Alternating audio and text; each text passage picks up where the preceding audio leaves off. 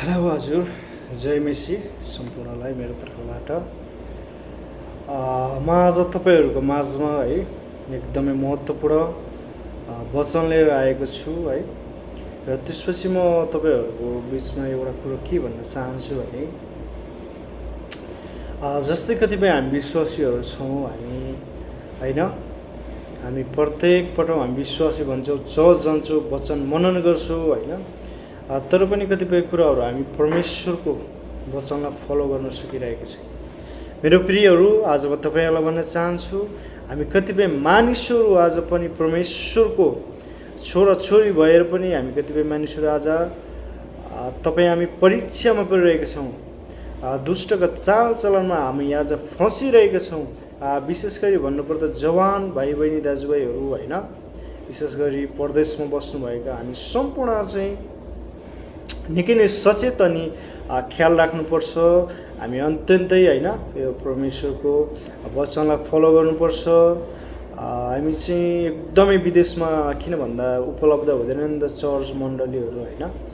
त्यस कारणलेहरू हामी चाहिँ एकदमै जागा र सचेत रहनुपर्छ। यहाँ परमेश्वरले पनि भन्नुभएको छ बाइबलमा होइन, मेरो छोरीछोरी हो तिमीहरू चाहिँ सचेत रहो, जागा रहो भन्नुभएको छ। किनभने शैतान चाहिँ कति बेला खाउँला र कति बेला हामीलाई गिराउँला भनेर हिँडिरहेको हुन्छ चारैतिरबाट होइन।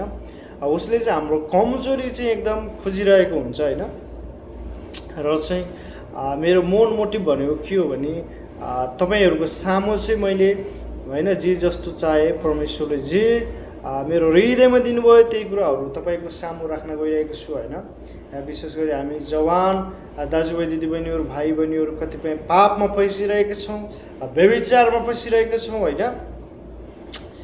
र चाहिँ त्यो पापबाट अनि व्यभिचारबाट हामी कसरी सचेत अनि जागा भइन्छ र हुनुपर्छ भन्ने आज म तपाईँहरूको सामु यो बाइबलबाट होइन केही वचनहरू मनन गर्दैछु। र मबाट त्यस्तो केही बोलीमा त्रुटि भयो भने मलाई क्षमा गर्नुहोस्। र हामी बाइबल पल्टाउनु गइरहेको छौँ है त। र यहाँ भन्नुभएको छ परमेश्वरले होइन चाहिँ तपाईँको चाहिँ यशायाको 58 पदमा भन्नुभएको छ परमेश्वरले यसरी लेखिएको छ, साँचो उपवास होइन। हामी उपवास बस्नु पनि एकदम जरुरी छ मेरो प्रियहरू। किनभने हामी पाप पश्चाताप गर्नुपर्छ र शैतानलाई आफ्नो पैतालामा कुल्चिने हो र परमेश्वरको मार्गमा हिँड्ने हो भने हामी शारीरिक रूपमा हामी मर्नुपर्छ, आत्मिक रूपमा हामी अगाडि बढ्नुपर्छ है त। र त्यस कारणले यहाँ लेखिएको छ हामी उपवास बस्न एकदमै जरुरी छ होइन। सकिन्छ भने प्रत्येक हप्ता बस्ने, होइन भने महिनाको 2 चोटि बस्ने होइन। र यसरी लेखिएको छ, चर्को गरी करा नथाम तुरैको आवाज जस्तै उच्च स्वरले करा, मेरो प्रजालाई तिनीहरूको बागीपन र याकुबको घरानालाई तिनीहरूको पाप जनाइदे भन्नुभएको छ।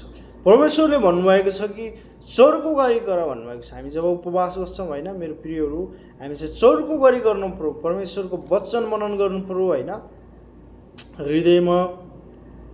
त्यसपछि एकदम उच्च स्वरले परमेश्वरको नाउँलाई उच्च पार्नु पर्यो, चर्को गरी कराउनु पर्यो। हामी थाक्न भएन तुरै बजाएर होइन। यस प्रकारले हामी चाहिँ यस्तो धेरै छन् बाइबलको पदहरू होइन। र मसँग चाहिँ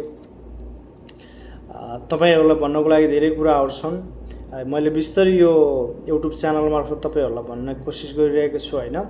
तपाईँहरूको छोरा, तपाईँहरूको दाजुभाइ, तपाईँहरूको साथीभाइहरू सम्झेर माफ गर्नु होला मबाट त्यस्तो केही त्रुटि भयो भने। र यसै गरी अब म तपाईँहरू सामु बाइबलका पदहरू परमेश्वरको वचनहरू तपाईँहरू सामु ल्याउने छु होइन। तपाईँहरूले साथ सपोर्ट गर्नु होला, मेरो च्यानललाई सब्सक्राइब गरिदिनु होला होइन।